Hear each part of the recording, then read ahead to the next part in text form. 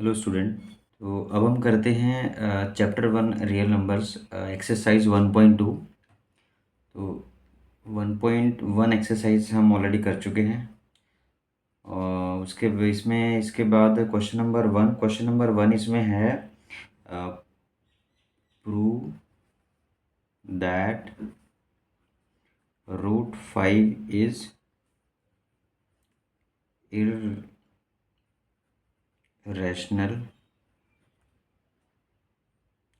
Irrational number.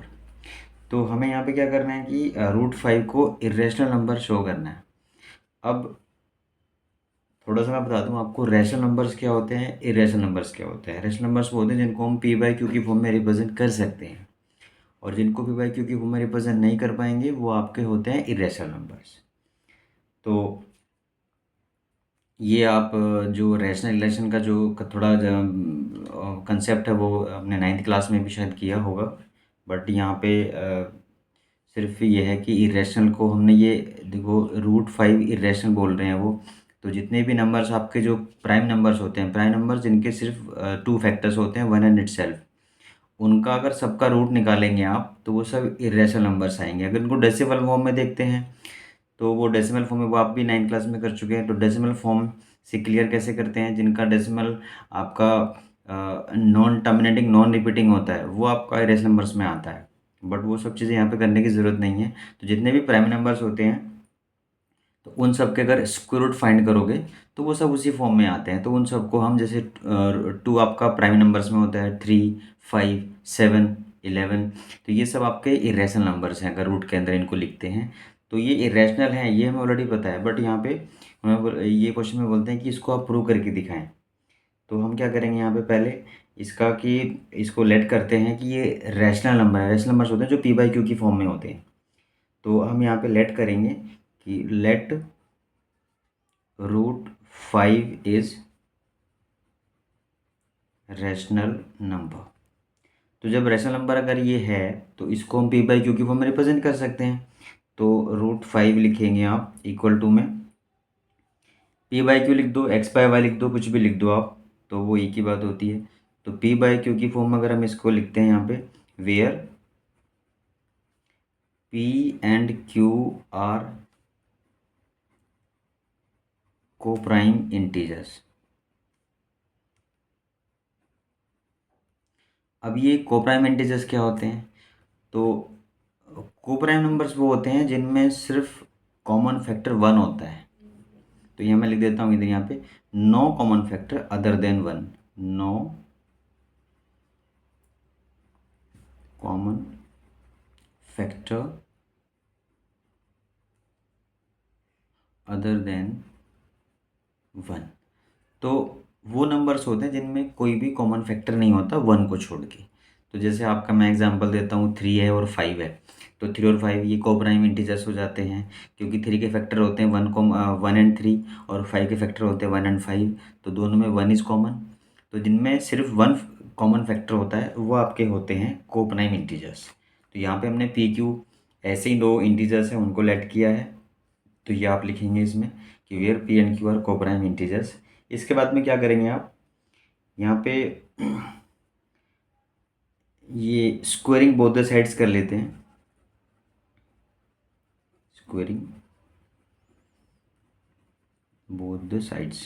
तो उसमें क्या आएगा, ये आपका आ जाएगा 5 √5 का square equals to P square upon Q square.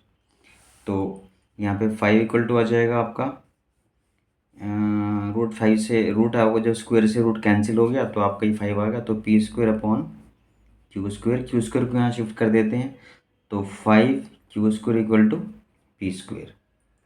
इसके बाद में इसको हम अगर इक्वेशन 1 लेट कर लें तो यहाँ पे थ्योरम है इसकी, इसमें आप एग्जांपल के साथ में थ्योरम देखो। क्वेश्चन ये एक्सरसाइज स्टार्ट होने से पहले तो वो थ्योरम यहाँ अप्लाई कर लेते हैं हम लोग, कि यहाँ पे लिखा है इन्होंने कि 5 Q square equal to P square. तो हम देखो इसमें 5 मल्टीप्लाई में आता है, इसलिए हम इस कंप्लीट टर्म को बोल सकते हैं कि 5 हमें यहाँ पे है, तो ये 5 से डिविजिबल होगा। तो हम इसमें यहाँ पे लिखेंगे 10 P square is divisible by 5, so P is also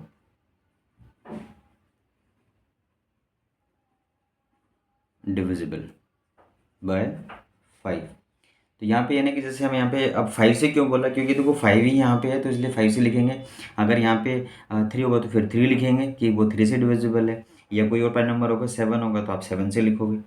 तो यहाँ पे हमने इसको देख के लिख दिया कि ये 5 से डिविजिबल है। अगर स्क्वायर वाला टर्म 5 से डिविजिबल है तो विदाउट स्क्वायर भी डिविजिबल होगा, यही आपकी थ्योरम थी। तो ये लिखने के बाद में आपको जब यहाँ पे आप बोल रहे हैं कि ये P is also divisible by 5, तो हम यहाँ पे क्या करते हैं, आगे लेट कर लेते हैं इसमें फिर से। तो P इक्वल्स टू 5K, क्योंकि वो आप कह रहे हैं P square, P is 5 divisible by 5, तो पी में तो कहीं हमें 5 यहाँ पे इसके साथ दिख नहीं रहा है, तो लेकिन आप फिर भी बोलें कि वो डिविजिबल है, तो हम क्या करते हैं पी के इक्वल्स टू में 5 के, मतलब एक ऐसा कांस्टेंट जिसमें 5 हमें मतलब दिखाई दे, तो हम वो लेट कर लेते हैं। 5C ले सकते हैं, 5K ले सकते हैं, 5 के साथ कुछ भी कोई भी कांस्टेंट हम यूज़ कर सकते हैं। तो इसमें भी क्या करेंगे, अब जो फर्स्ट इक्वेशन में वैल्यू वैल्यू पुट कर लेते हैं आप इक्वल्स टू। तो यहाँ पे आप लिख सकते हैं पुटिंग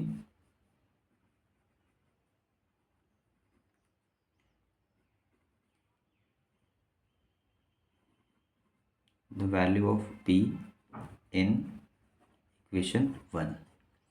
तो आप यहाँ पे 5Q² इक्वल टू में P के, ये आपका P² था, यहाँ पे आप डाल देते हैं 5Q² इक्वल टू P के प्लेस डाल देंगे 5K इसका स्क्वायर, तो 5Q² इक्वल टू 25K²।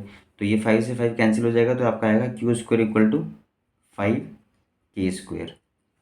अब इसके बाद में क्या होता है यहाँ पे, हम इसमें इसमें फिर से जैसे आपने पहले लिखा था ये आपका यहाँ पे कि P² 5 से डिविजिबल है तो P भी डिविजिबल है, तो यहाँ पे भी हमें वही चीज़ Q के लिए लिखेंगे आप।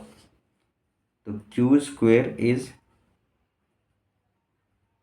Divisible by 5, so Q is also divisible by 5। तो ये लिख दिया आपने। अब इन दोनों को लिखने के बाद में आप दोनों चीज़ें देखो यहाँ पे कि आप P भी कह रहे हैं कि 5 से डिविजिबल है और यहाँ पे Q भी कह रहे हैं 5 से डिविजिबल है। तो इसका मतलब ये हुआ कि दोनों नंबर P एंड Q 5 से डिविजिबल है, तो 5 is a common factor of P and Q। लिख देंगे आप इसमें therefore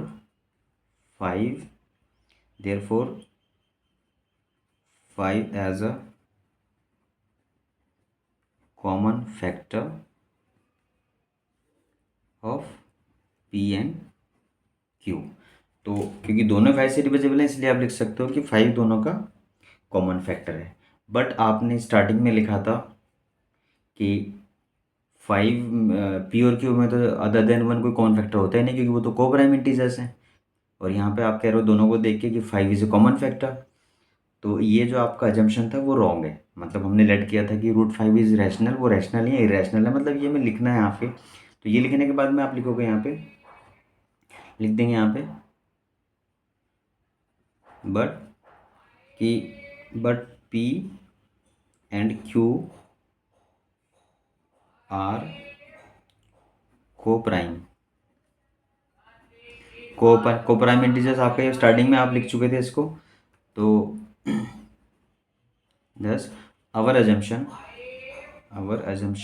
ASSUM assumption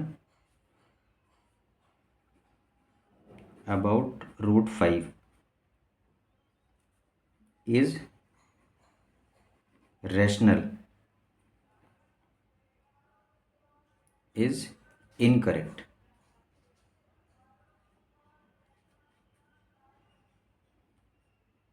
is incorrect, hence √5 is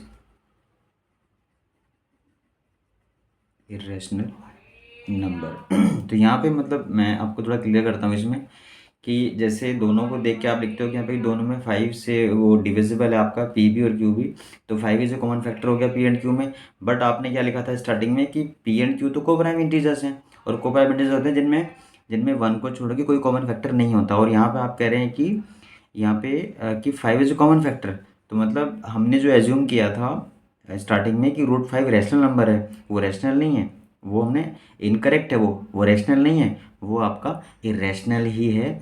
ठीक है, क्योंकि P and Q are coprime integers थे, उनमें अदर देन 1 कोई कॉमन फैक्टर नहीं होता। तो हम एंड में बस ये लिखने के बाद में लिख देंगे hence root 5 is irrational number. तो ये जो आपका है कंप्लीट हो जाता है ये वाला क्वेश्चन।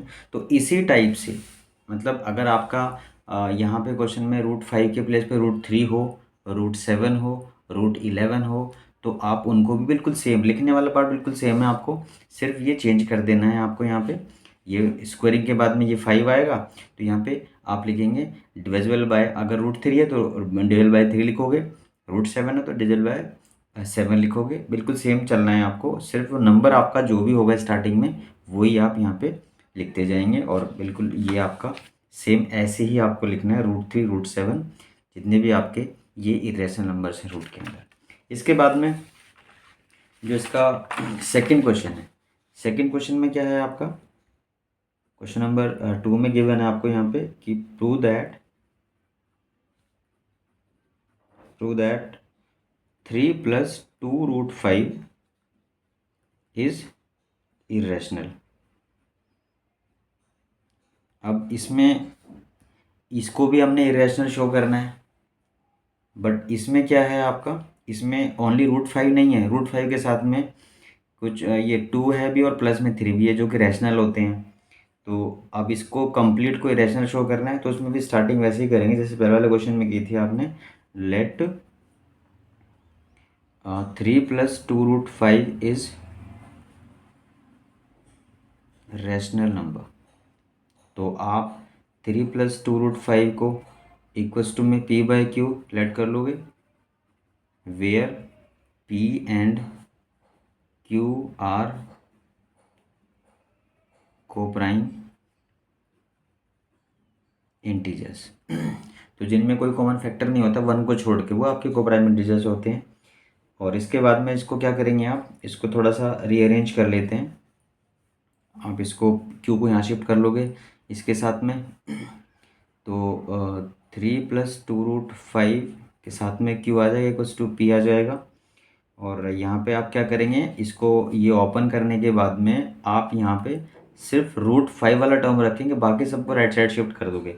तो भी कर लेते हैं यहाँ पे 3q प्लस का 2 root 5q equals to p। और यहाँ पे आप 2 रूट 5q को यहीं पे रखते हैं, p माइनस इसको 3q को वहाँ शिफ्ट कर देते हैं।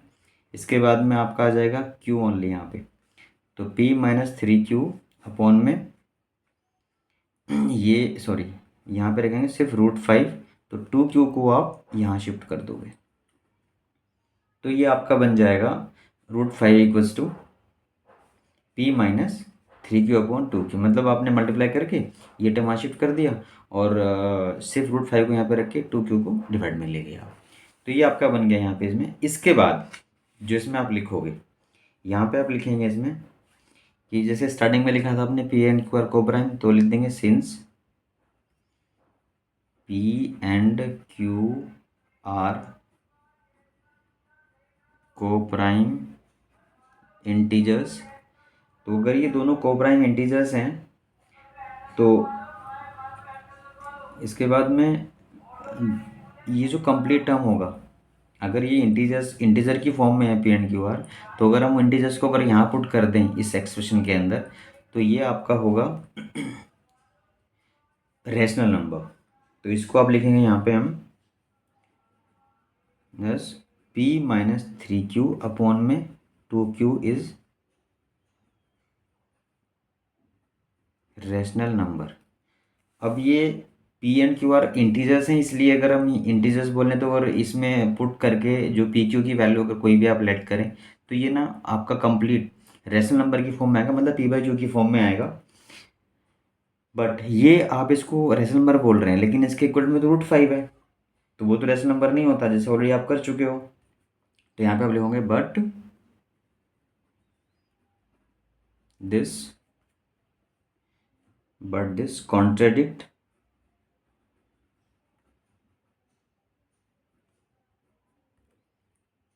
दिस कॉन्ट्रेडिक्ट्स fact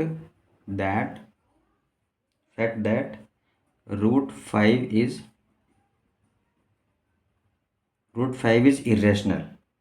मतलब यहाँ पे क्या है कि देखो, जैसे P and Q are integers थे तो ये कंप्लीट टर्म रैशनल नंबर हुआ, बट इसके इक्वल टू में क्या है, √5। तो यही कॉन्ट्रडिक्शन है यहाँ पे कि हम जो स्टार्टिंग में लेट कर रहे हैं वो कोप्राइम है, और यहाँ पे ये आपका इंटीजर्स की फॉर्म में आ रहा है। तो ये कॉन्ट्रडिक्शन हुआ कि √5 हमारे पास ये इरेशनल नंबर, तो आप ऑलरेडी प्रूव कर चुके हो इसको। तो अब जिस किसी क्वेश्चन में ये पहले से गिवन होगा तब भी आपको इतना ही पार्ट लिखना है। तो इसके बाद आप लिख दोगे हैंस